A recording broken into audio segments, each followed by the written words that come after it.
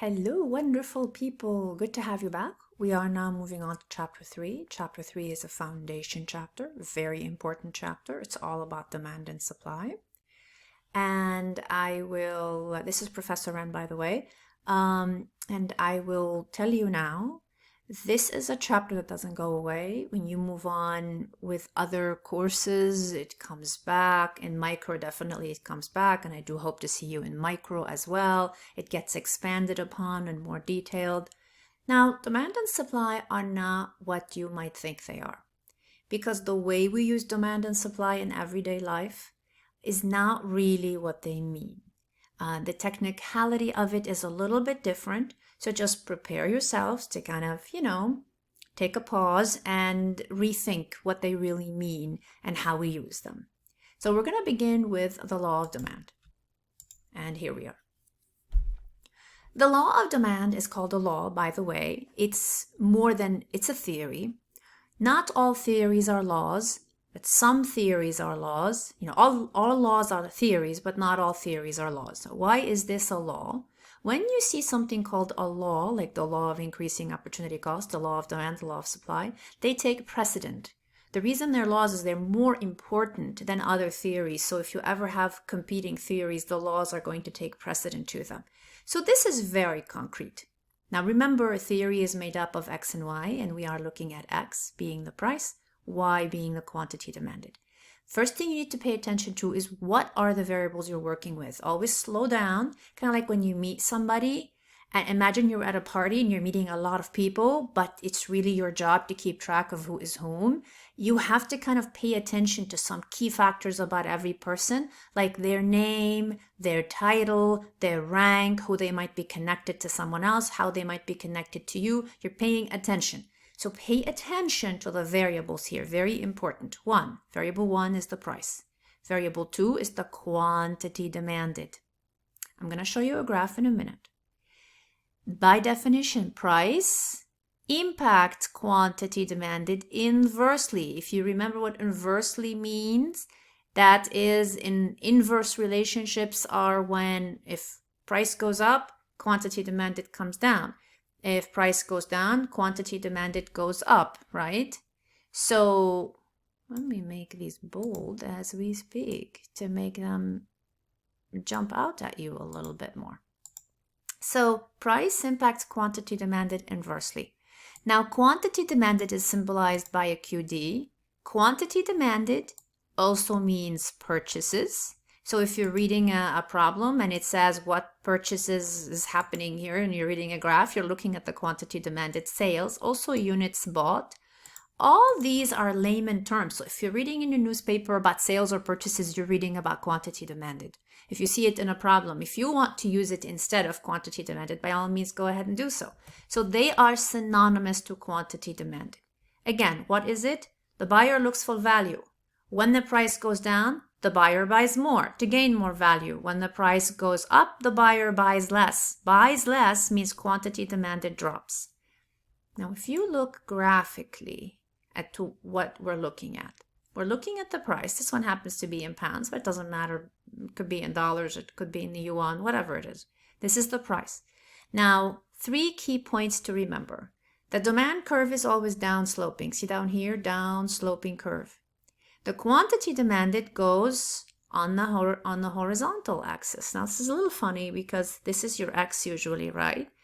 But in economics, when we have values, we put them up here sometimes. So price is going to go on the Y and the quantity is going to go on the X, even though they're kind of flipped as far as which one is the independent variable. So price here, quantity demanded here. What are they labeled? Price and quantity. We know it's quantity demanded because it is an inverse relationship. Therefore, it's a downsloping curve. It's enough to say quantity, but it is quantity demanded because this is how many units the buyer is demanding. Now, look at what you're seeing. One curve, 3 different points on it. When the price was £1.20, the amount bought was 40 units. When it dropped to under £1 to 90 pence, at point B, look at how much is being bought more, 55 units. When it drops yet again to 70 pence, Well, now the amount that is bought is 75 units. So what we're seeing is an inverse relationship. When the price drops, the quantity purchased increases. Notice this is called movement along the curve because all the points are on the same curve. And what is controlling them? What is controlling, what is in charge of these quantities, variables number 2? The variable number 1. That's what's in charge. The variable number 1 as in the price. Now, if we were to look to understand, and this is a big deal.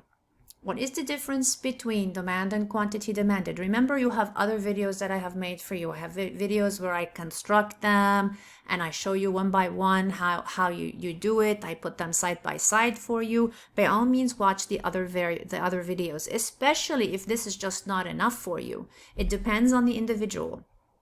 But this is a nice overview that's clean and in front of you, right?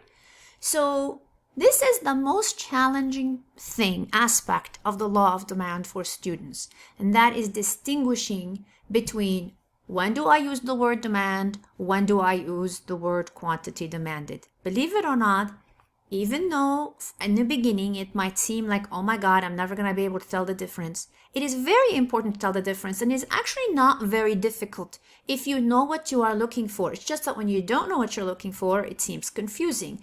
Though they both use kind of the word demand, but notice one says demand, one says quantity demanded.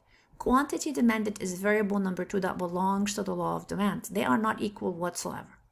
Now look at this first graph. This is the graph right here that tells you that there is a movement along the curve only.